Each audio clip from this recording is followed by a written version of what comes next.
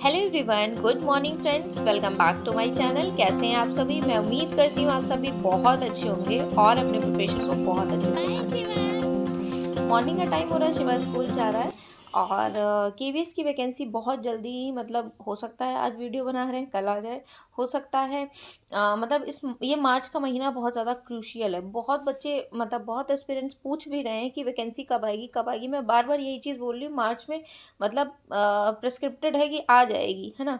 अब ये बात है कि मान लीजिए अप्रैल में गई तो उसके जस्ट 3 महीने बाद इसका एग्जामिनेशन होगा, ठीक है। तो कुछ मतलब कहा नहीं जा सकता, कभी भी वैकेंसी मतलब आने को बिल्कुल तैयार है केवीएस की, ठीक।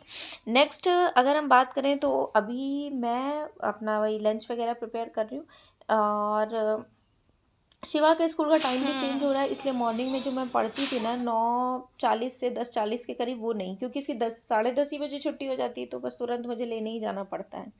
अभी मैं स्कूल से लेके आ गई हूँ और कुछ हम अपने इसके बारे में बात कर लेते हैं। एक क्वेश्चन मैंने पूछा था, वो भी कृतिका ने ही रिप्लाई किया था। वॉलेटाइल ऑर्गेनिक कंपाउंड, इनसे गैसेस कौन कौन सी निकलती? बेंजीन, जाइलिन और इस तरीके की गैसेस निकलती हैं, और किस किस से रिलीज होता है? पॉलिश से, स्प्रे से, पेंट से। और ये बनता कैसे है, मतलब कैसे इसका फॉर्मेशन मतलब हाँ, ग्राउंड ओजोन में कैसे फॉर्मेशन होता है इसका? तो देखिए, वीओसी इन सभी से निकलती है, पॉलिश, स्प्रे और पेंट से। तो इनसे गैस कौन कौन सी रिलीज होती है? बेंजीन, जाइलिन, ठीक है। और जो व्हीकल्स होते हैं उनसे नाइट्रोजन के ऑक्साइड्स निकलते हैं, एनओएक्स, है ना।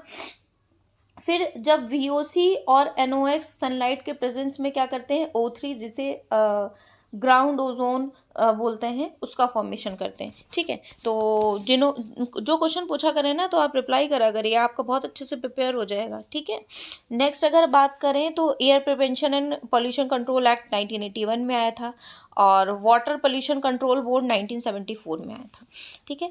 और नेक्स्ट अगर मैं बात करूं, मैंने अभी क्या कर रही हूँ, अभी शिवा को लेके आई हूँ, तो मैं इसके लिए लंच वगैरह बना रही हूँ।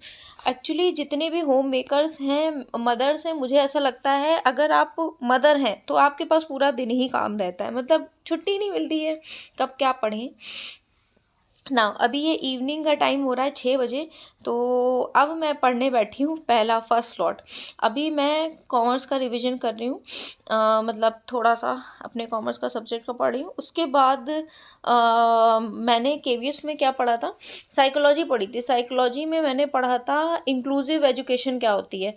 तो इंक्लूसिव एजुकेशन क्या होती है, सेग्रेगेशन क्या होता है, इंटीग्रेटेड एजुकेशन क्या होता है ना, ये सब चीज़ें मैंने पढ़ी थी। और इससे रिलेटेड मतलब मैंने पढ़ा था इंटीग्रेट। देखिए थोड़ा सा मैं इसको बता देती हूँ। सेग्रेगेशन में मतलब अलगाव होता है, नहीं, कुछ बच्चों को अलग कर दिया, सेग्रीगेट कर दिया, अलग थलग कर दिया स्पेशल स्कूल में, तो उनसे बच्चों में क्या होती है? हीन भावना आ जाती है ना। हमें सेग्रीगेशन नहीं करना होता है, बच्चों को पनिशमेंट नहीं देना होता, उनको लेबल नहीं करना होता, उनको उनकी रैंकिंग नहीं करनी होती है।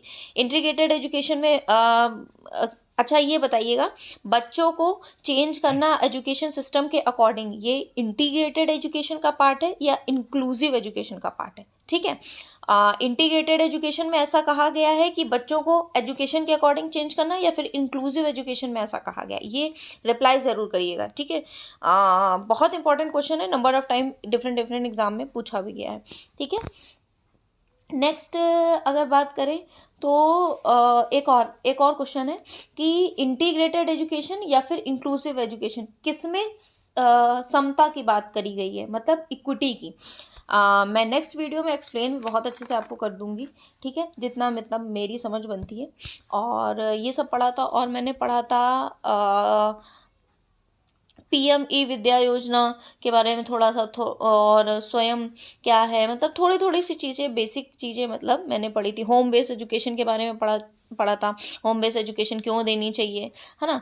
मतलब कोई ऐसा अगर मान लीजिए स्कूल में समावेशी इंक्लूसिव एजुकेशन नहीं है, तो आप होम बेस्ड एजुकेशन बच्चे को दे सकते हैं। या फिर कोई ऐसा संकट आ गया ना, कोविड-19 या इस तरीके की चीज़ें हो जाती हैं, है ना, कि भाई अब कुछ खुला ही नहीं है तो कहाँ बच्चों को पढ़ाया जाए। तो होम बेस्ड एजुकेशन देनी चाहिए, ठीक है।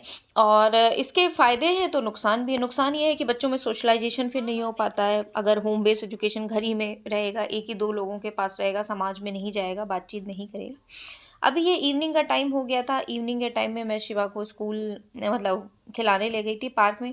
मतलब ये भी एक रिस्पॉन्सिबिलिटी है कि खिलाने ले जाओ, और मतलब बहुत ज़्यादा ऐसा हेक्टिक सा हो जाता है। एग्ज़ाम आ रहा है इसलिए थोड़ा सा प्रेशर बन रहा है, वरना 1-2 घंटे निकल लेते आराम से तो ठीक है। वही होता है ना, जब एग्ज़ाम आ जाता है तो प्रेशर बनने लगता है दिमाग पे, समझ में नहीं आता क्या करें, क्या मैनेज करें। अभी इवनिंग का टाइम हो रहा था तो मैं पनीर बना रही थी और रोटी और जीरा राइस यही बना लूँगी। उसके बाद मैं फिर पढ़ने बैठ जाऊँगी।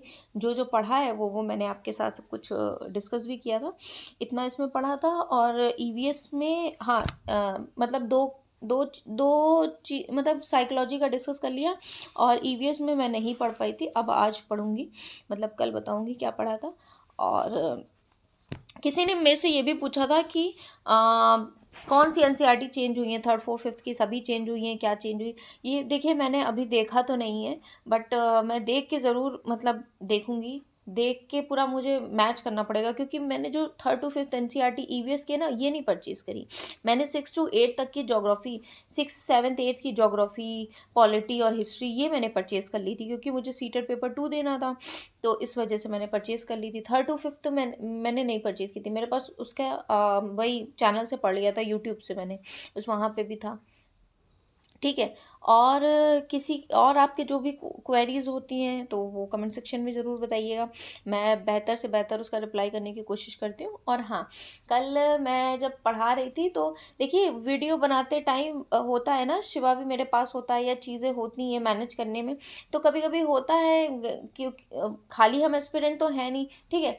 तो होता है कभी कभी कुछ चीज़ें ज़्यादा कुछ कम ऐसा हो जाता है, तो किसी एक चीज़ को you all are future teachers, है ना। तो मतलब कुछ कुछ चीज़ें ना हमें इग्नोर भी करनी चाहिए, है ना। तो बाकी समझने वाले समझ के होंगे। और न ना अभी ये नाइट का टाइम हुआ है, काम करने के बाद मैं अभी पढ़ने बैठ गई हूँ। साइकोलॉजी में और ईवीएस में जो जो पढ़ा वो मैंने बताया।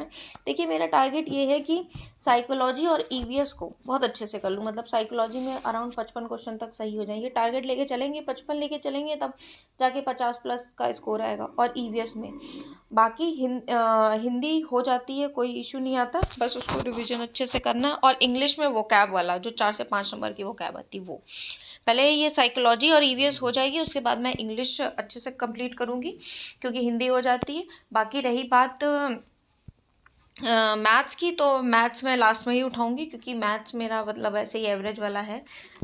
तो 20 मतलब अच्छा पेपर आता है तो 20 में 10 की कैटेगरी वाली हूँ मैं। और अगर अच्छा हार्ड पेपर मैं बोल रही हूँ, अगर इजी आता है जैसे पिछली बार की तरह इजी आया, तो उसमें तो 20 में 18 19 या 20 में 20 भी सही हो जाएंगे, मतलब मेरे 18 आई गेस सही थे। हाँ, तो ये है, लेकिन ये है ना कि ज़रूरी नहीं है कि इजी ही आए, ठीक है। तो मैं अब ना पढ़ते पढ़ते अब 2:30 बज गया है, अब मैं किचन क्लीन करूँगी और